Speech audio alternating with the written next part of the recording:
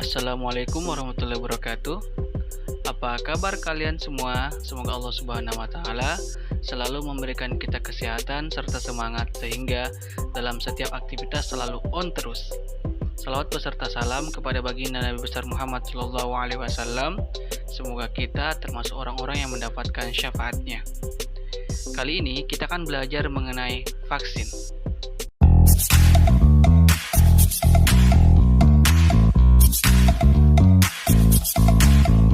Jadi relevansi setelah menyelesaikan materi ini diharapkan mahasiswa dapat melakukan pengendalian penyakit ikan. Sedangkan kompetensinya mahasiswa diharapkan mampu menjelaskan vaksin pada budaya perikanan. Kalian tahu apa itu vaksin? Ya, vaksin merupakan antigen dari sebuah mikroorganisme yang diinaktivasi atau dilemahkan yang bila diberikan kepada organisme lainnya, misalnya udang atau ikan, akan menimbulkan antibodi spesifik. Jadi, vaksinasi merupakan salah satu tindakan preventif dalam menanggulangi penyakit ikan. Penggunaan obat-obatan dan bahan kimia untuk pengobatan ikan sudah mulai ditinggalkan. Hal ini disebabkan karena dampak negatif yang ditimbulkan, seperti pencemaran lingkungan, residu dalam tubuh ikan, dan resistensi bakteri terhadap jenis antibiotik tertentu. Lalu, kenapa divaksin? Beberapa pertimbangan dalam memilih vaksin. Pertama, sebagai suatu cara penanggulangan penyakit ikan, karena besarnya kerugian fisik dan ekonomi akibat serangan penyakit. Kemudian, tingkat perlindungan ikan yang telah divaksin, lama perlindungannya, efek samping yang ditimbulkan dari vaksinasi, dan kemudahan teknik serta biaya pembuatan dan penanganan vaksin itu sendiri. Tujuan dan manfaat vaksinasi. Tujuan untuk meningkatkan sistem imun pada patogen tertentu sehingga sintesan organisme meningkat. Kemudian manfaatnya untuk meningkatkan daya tahan tubuh ikan, mencegah dampak negatif, kemoterapeutika sebagai perlindungan terhadap serangan penyakit infeksi tertentu, keamanan lingkungan budidaya dari pencemaran bahan kemoterapeutika, dan keamanan konsumen dari residu antibiotik. Lalu apa sih keuntungan dari vaksinasi? Jadi keuntungan yang bisa didapatkan, pertama, efek samping terhadap lingkungan hidup maupun ikan yang habis kena vaksin itu sangat kecil. Kemudian tingkat perlindungannya cukup tinggi, lalu perlindungannya cukup lama, sehingga dengan satu kali vaksinasi dapat melindungi ikan terhadap infeksi selama pemeliharaan kurang lebih 3-4 bulan. Sedangkan kelemahan dari vaksinasi, pertama, vaksin mudah rusak, sehingga diperlukan alat dan cara penyimpanan tertentu. Misalnya, tempat yang bebas dari matahari dan dingin. Hal tersebut pasti dan biasanya menyulitkan para petambak, khususnya petambak tradisional. Kemudian, belum semua bakteri patogen dapat dikembangkan menjadi vaksin karena keanekaragaman serotipnya atau serotipnya, sifat antigeniknya yang lemah, tidak dapat meningkatkan daya tahan tubuh ikan yang divaksin atau sulit untuk mendapatkan dan memperbanyak antigen yang dapat menimbulkan respon imun yang produktif. Jenis dan sifat vaksin itu setidaknya ada dua. Pertama, vaksin konvensional, yaitu vaksin yang diproduksi dengan teknologi sederhana.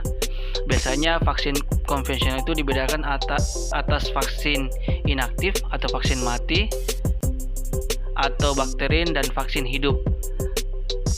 Vaksin mati berasal dari vaksin bakteri atau patogen yang dimatikan, ekstrak atau bagian-bagian tertentu dari patogen, sedangkan vaksin hidup atau yang dilemahkan biasanya berasal dari patogen yang di eutanasia. Adapun vaksin modern yaitu produk vaksin dengan teknologi tinggi atau biasa disebut dengan high-tech, dikenal sebagai vaksin modern. Vaksin yang tergolong atau termasuk dalam kelompok vaksin modern adalah vaksin rekombinan, vaksin monoklonal, protein engineering vaksin, dan genetic attenuation vaksin. Berbagai komponen atau bagian-bagian dari patogen bakteri yang dapat dibuat menjadi vaksin antara lain yaitu seluruh sel bakteri, protein sel, karbohidrat atau lipopolisakarida yang merupakan bagian dinding sel bakteri gram negatif, eksotoksik, flagella, kapsul, pili, dan spora.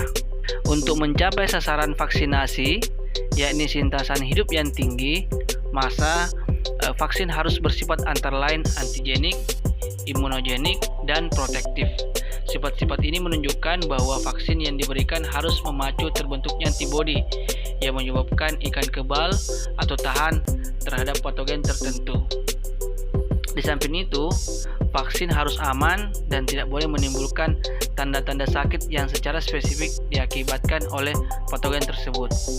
Sebagai suatu usaha pencegahan penyakit, maka vaksinasi ikan harus dilakukan dan merupakan tahap dalam proses produksi. Vaksinasi dapat diaplikasikan melalui imersi atau perendaman oral, dicampurkan ke pakan, injeksi atau penyuntikan, dan semprotan bertekanan tinggi. Pemilihan cara aplikasi didasarkan atas ukuran ikan.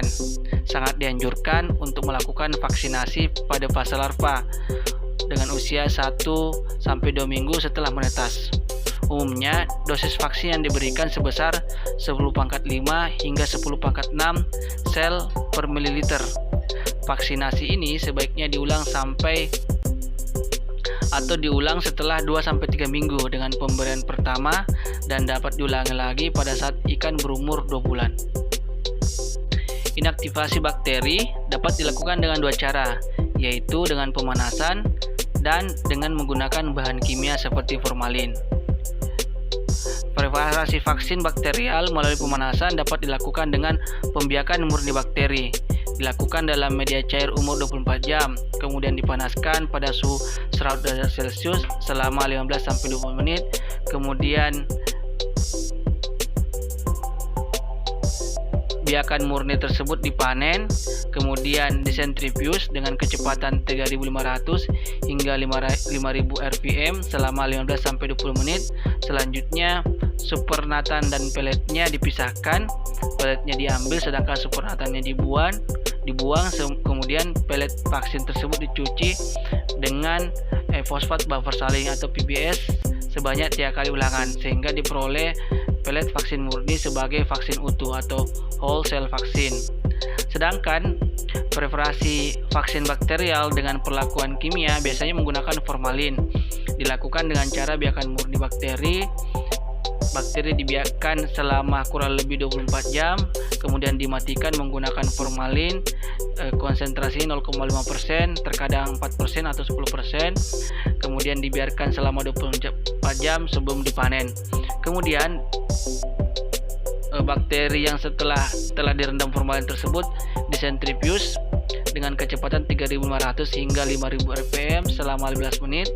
Selanjutnya peletnya dan diambil, sedangkan supernatannya dibuang atau dipisahkan. Pelet vaksin dicuci dengan PBS sebanyak 3 kali ulangan sehingga diperoleh vaksin murni sebagai vaksin utuh. Ada beberapa pendapat mengatakan bahwasanya supernatan awal pemisahan itu bisa digunakan juga sebagai vaksin utuh atau whole cell vaksin. Pengukuran efektivitas vaksin. 1. Pengukurannya bisa dengan menghitung tingkat sintasan hidup relatif atau Relative Percent Survival (RPS). Jadi RPS didasarkan atas kematian ikan yang terjadi setelah uji tantang. Uji tantang diberikan 1-2 minggu setelah vaksinasi. Uji tantang ini diberikan secara perendaman atau dengan oral dengan dosis LC 50 atau lethal concentration 50. Jadi kematian dia mati setiap hari selama 15 hari atau kalau misalnya 1 minggu selama 7 hari. Secara umum efektivitas vaksin dianggap baik apabila nilai RPS-nya itu lebih atau sama dengan atau lebih dari 50%. RPS dapat diketahui dengan menggunakan rumus RPS sama dengan 1 kurang V, di mana V itu merupakan mortalitas ikan yang divaksin, kemudian dibagi K, di mana K itu merupakan ikan kontrol, lalu dikali dengan 100%.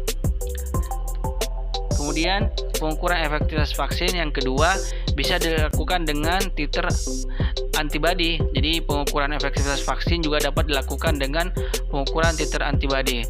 Dalam hal ini dilihat besarnya titer antibodi yang terbentuk dan biasanya dilakukan melalui uji aglutinasi secara in vitro.